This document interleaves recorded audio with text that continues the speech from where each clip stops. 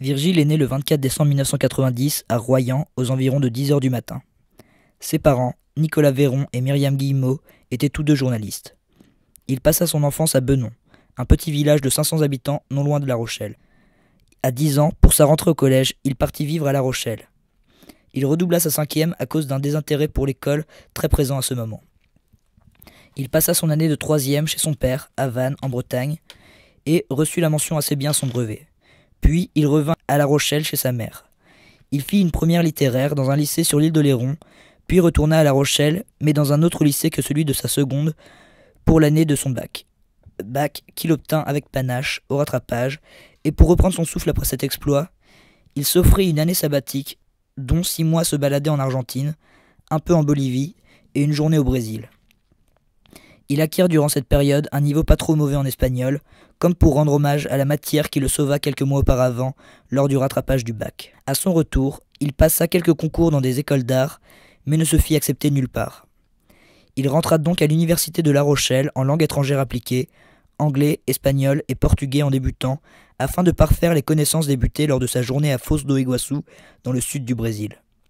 Cette année lui déplut fortement et il redoubla d'efforts en fin d'année pour entrer dans une école d'art, mais cette année encore, il se fit recaler partout. Seule une classe prépa d'art plastique à Angoulême l'accepta. Il y étudia différentes formes d'expression et cela lui plut assez. Étant mieux préparé à la fin de cette année, une école d'art, l'ENSA de Bourges, l'accepta. Mais il faut tout de même préciser que toutes les autres écoles dont il passa le concours cette année-là le refusèrent également. Durant l'été, pour fêter son admission, il partit 3 semaines au Nicaragua avec sa mère et ses 2 petites sœurs. Puis, pour ne pas démarrer son année trop ruinée, il passa un mois chez ses grands-parents à Saint-Malo et travailla pour le service nettoiement de la mairie. Ce fut sans doute le mois le plus long de sa vie. Puis, il se trouva un appartement pas trop cher et plutôt grand à Bourges et fit sa rentrée fin septembre 2012. Virgile n'aime pas travailler. Toute activité qui doit le tenir attentif ou actif plus d'1 minute finit irrémédiablement par le lasser, puis à l'ennuyer profondément. 2 activités seulement ne l'ont véritablement jamais lassé: dessiner et lire des BD. Il remarqua cela très tôt, et dès l'âge de 6 ans, le jour où il comprit que Hergé était un homme qui gagnait sa vie en dessinant Tintin, il choisit de devenir lui aussi dessinateur de bande dessinée.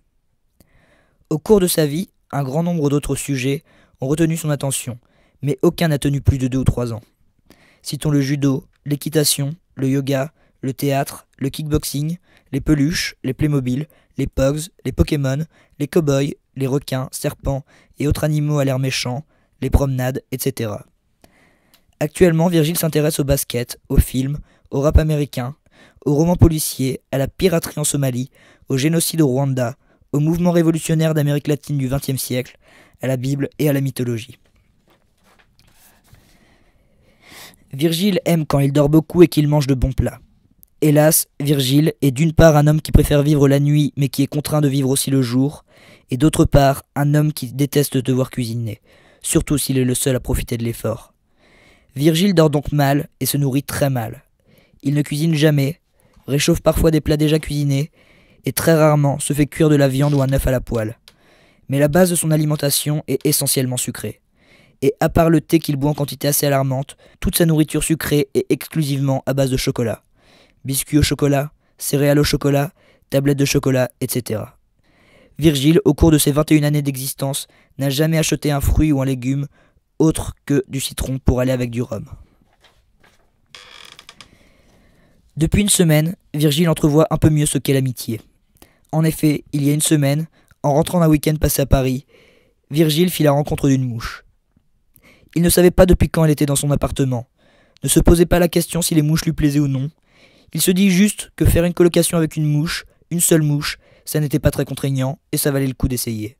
Depuis, chaque fois qu'il se lève le matin ou rentre des cours, elle volette amicalement autour de lui, tandis qu'il lui parle de sa journée ou de comment il a dormi. Un jour, sans réfléchir, il ouvrit la fenêtre pour aérer, et quand 10 minutes plus tard il se rendit compte qu'il avait peut-être dit adieu à son nouveau meilleur ami par erreur, il se rendit compte qu'elle était sur le mur en train de se nettoyer les pattes de devant avec une élégance certaine. Là, il comprit que cette mouche était vraiment son plus fidèle allié. Il se jura qu'il risquerait sa vie pour cette mouche s'il le fallait.